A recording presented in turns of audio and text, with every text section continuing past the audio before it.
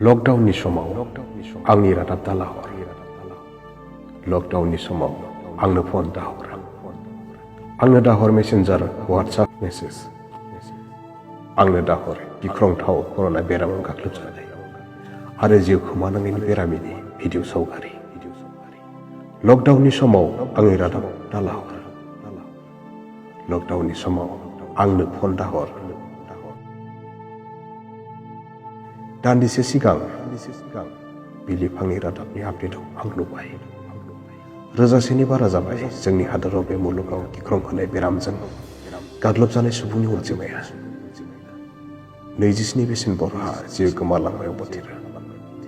बे गिख्रंथाव दावहायाव लाख लाख सुबुं गाग्लोबजानाय बे मुलुगा जेननायनिसो लामा लादोंसै दान्दिसे सिगां रादाब मोनबाय जार्मान हादरनि रांखावरि मन्थ्रिया बे गिख्रंथाव मुलुग दावहायाव जेननानै जिउ फोजोबना लाबाय दाखालिसो इटालिनि गाहाय मन्थ्रिया